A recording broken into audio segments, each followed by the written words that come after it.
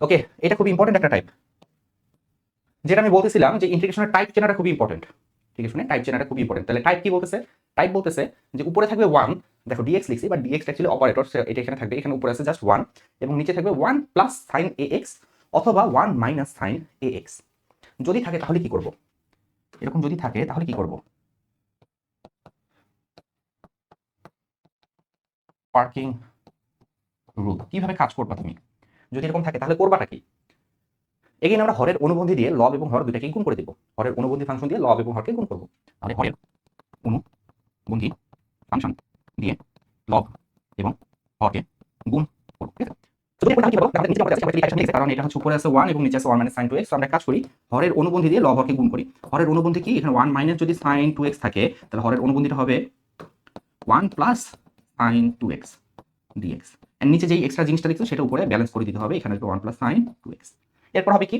দেখো, যেখানে তুমি হরের অনুবন্ধী দিয়ে লব হরকে গুণ করবা সেখানে তোমার নিচে a plus b into a minus b এই সূত্রটা পড়বে, এবং আলটিমেটলি ওটাকে তুমি a square minus b square লিখবা। তো আমি যদি নিচে a square minus b square লিখি তাহলে আমার আসছে 1 মাইনাস sin স্কয়ার 2x এবং উপরে আছে 1 plus sin 2x dx।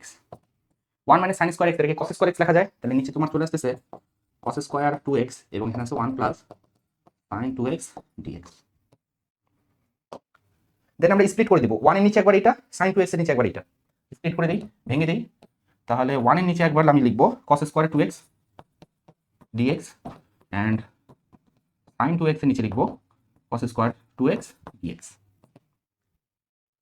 1 minus cos square theta, 1 minus cos square theta মানে sec স্কয়ার থিটা, রাইট? তুমি যেটা চিন্তা করতেছো সেটাই, sec স্কয়ার চলে আসছে, দ্যাট মিন্স তুমি ডাইরেক্ট ইন্টিগ্রেশনের ফর্মুলা অ্যাপ্লাই করতে পারবা। sec স্কয়ার x ইন্টিগ্রেশন করলে tan x হয়। আমরা ট্র্যাকে আছি। Next, sin 2x divided by একটা cos 2x যদি চিন্তা করো তাহলে sin 2x divided by cos 2x হচ্ছে tan 2x, বাকি থাকতেছে আরেকটা cos 2x নিচে, সো 1 বাই cos 2x, ওটাকে আমরা লিখতে পারবো sec 2x। তাহলে এটাকে লেখা যাচ্ছে sec 2x into tan 2x dx, and এটারও ডাইরেক্ট ফর্মুলা আছে।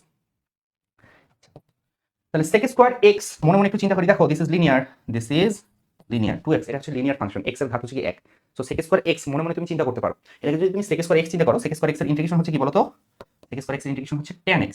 তাহলে এখান থেকে আসবে tan x, x মানে হচ্ছে কি 2x, বাট যেটাকে তুমি x বলতেছো সেটা যদি অ্যাকচুয়ালি x না হয়, সেটা যদি x এর লিনিয়ার ফাংশন হয় তাহলে সেটাকে ডিফারেন্সিয়েট করে করতে হবে ভাগ। তাহলে আমরা 2 দিয়ে করে দিব ভাগ। sec x tan x, এটাকেও মনে মনে তুমি x ধরো, এখানে একটা x, এখানে একটা x, তাহলে sec x tan x। সূত্র বলতেছে sec x tan x এর সূত্র হচ্ছে sec x, sec 2x, but যেটাকে x ধরছি সেটা অ্যাকচুয়ালি x না, সো ডিফারেন্সিয়েট করে করলাম ভাগ, এন্ড প্লাস c